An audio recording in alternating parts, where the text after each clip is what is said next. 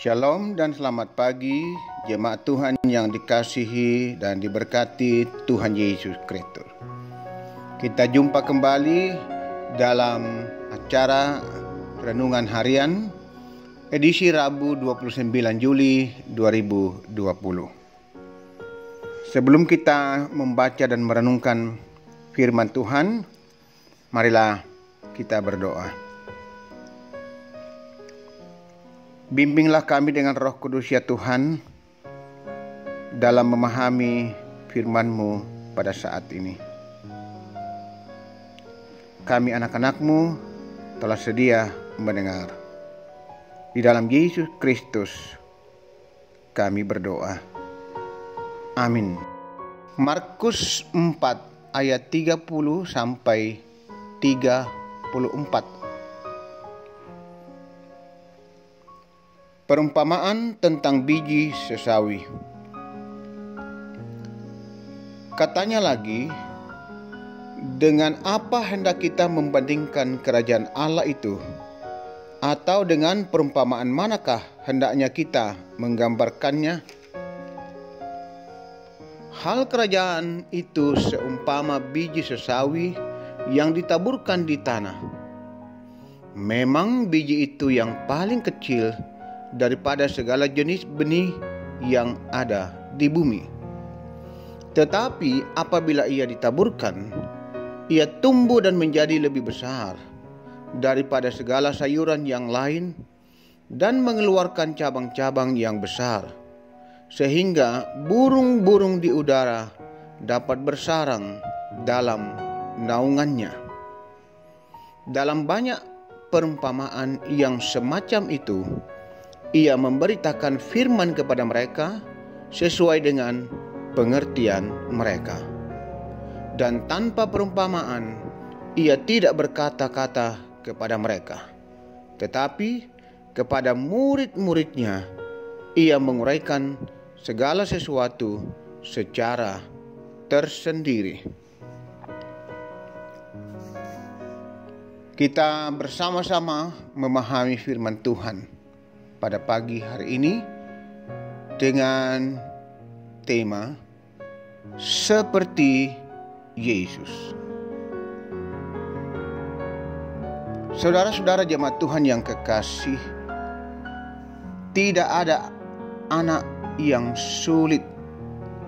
Sebuah buku dari Y. Simanjuntak yang memaparkan dengan sangat jelas bahwa kebanyakan orang tua mengeluhkan anaknya sebagai anak yang sulit. Dalam buku itu, Y. Simanjuntak menyebutkan bahwa tidak ada anak yang sulit. Yang sulit adalah orang tua yang sulit memahami perkembangan pikiran anaknya. Orang tua seringkali mengajar anaknya dengan ukuran tingkat pengertiannya dan tentu saja tidak sesuai dengan tingkat berpikir anak, sehingga dapat dipastikan anak sulit mengerti. Yesus dalam pengajarannya baik kepada murid-muridnya maupun kepada pengikut-pengikutnya seringkali menggunakan perumpamaan dari apa yang biasa dalam kehidupan pengikutnya. Mengapa? Untuk menyesuaikan tingkat pengertian pendengarnya. Dengan demikian, tujuan yang diharapkannya dapat tercapai, yakni agar pendengar mengerti, berubah, dan melakukan seperti yang dikehendakinya. Kerajaan Allah digambarkan seumpama biji sesawi yang ditaburkan di tanah. Unsur dari penggambaran ini adalah wujud biji sesawi yang terkecil dari antara semua benih yang ada di bumi. Namun, kemudian ketika ia tumbuh, maka menjadi lebih besar dari segala sayuran yang lain dan mengeluarkan cabang-cabang yang besar, sehingga burung-burung di udara dapat bersarang dalam naungannya. Saudara-saudara jemaat Tuhan, hidup seperti Yesus adalah ukuran yang seharusnya disadari oleh setiap orang percaya. Jika kesesuaian ini kita pakai pada diri sendiri, dengan siapakah orang percaya patut menyesuaikan hidupnya? Marilah kita mengatakan bahwa yang ku kehendaki ialah mengenal Dia dan kuasa kebangkitannya, agar aku menjadi serupa dengan Dia dalam kematiannya. Tuhan menolong kita. Amin. Marilah kita berdoa. Tuhan, bimbing kami dengan Roh Kudus untuk terus hidup dan melakukan apa yang Tuhan kehendaki. Biarlah juga di dalam kami memberitakan firman-Mu. Kami sungguh-sungguh berusaha untuk menjadi berkat. Firman-Mu diberitakan dan dimengerti, dihayati untuk dilakukan.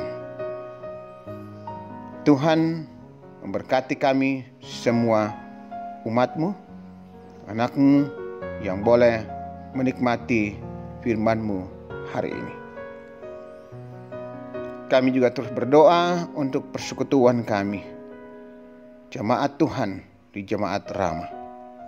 Teruslah menuntun, membimbing, memelihara dan memberkati segenap jemaat Tuhan di Jemaat Rama, agar jemaat-Mu terus bertumbuh di dalam iman, hidup setia dan taat, melakukan apa yang baik dan benar, hidup menyenangkan Tuhan.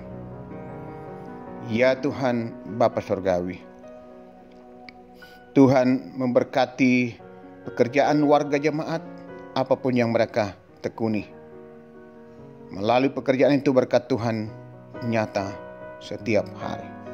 Bahkan yang masih terus berjuang mencari pekerjaan, Tuhan dengar doa mereka, jawab doa dan harapan mereka. Ya Tuhan, bahkan yang harus kehilangan pekerjaan karena salah satu dampak dari virus corona, tolong mereka Tuhan, berilah mereka kekuatan pengharapan, bukakan jalan pada waktunya mereka bisa mendapat kembali pekerjaan demi untuk kehidupan mereka.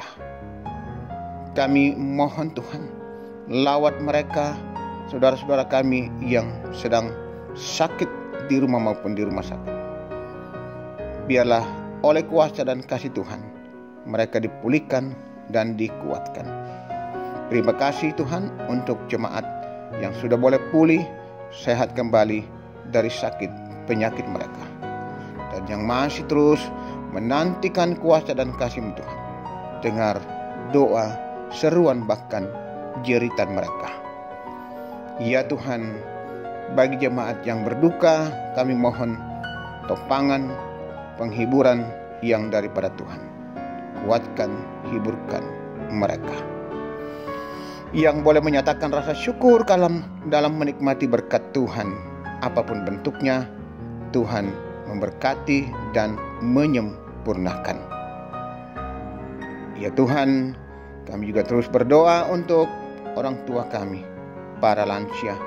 Topang mereka, kuatkan, dan biarlah mereka tetap hidup berserah hanya kepada Tuhan. Mereka tetap hidup dalam pengharapan kepada-Mu. Bagi anak-anak kami dalam pendidikan, dalam masa pertumbuhan, bimbing dan berkati mereka. Mereka terus berjuang, mereka pun sukses. Kami juga terus berdoa untuk pemerintah bangsa dan negara kami. Tuhan menolong dan memberkati. Secara khusus dalam upaya memutus mata rantai penyebaran virus corona, Tuhan tetap campur tangan di dalamnya. memberkati keamanan, para medis, juga relawan dan semua yang terlibat di dalamnya. Dalam sebuah keyakinan oleh kuasa dan campur tangan Tuhan, upaya pemerintah membasmi penyebaran virus corona akan berhasil. Ya Tuhan, Tuhan juga tolong pemerintah kami dalam memulihkan kondisi ekonomi yang begitu sulit, bahkan terpuruk saat ini karena dampak virus corona. Biarlah kehidupan masyarakat termasuk jemaat Tuhan boleh dipulihkan kembali. Tuhanlah harapan dan kekuatan kami, umat-Mu, menghadapi dan menjalani semua ini. Tuhan, ini doa kami. Ampuni dosa dan kesalahan kami. Kasihani kami Tuhan. Dengar kami yang selalu berdoa, bersyukur dan memohon di dalam kasih Tuhan Yesus Kristus, Tuhan kekuatan kami, penolong kami menjalani hidup dan kehidupan ini. Amin. Demikianlah renungan kita hari ini. Selamat beraktivitas. Tuhan memberkati kita semua.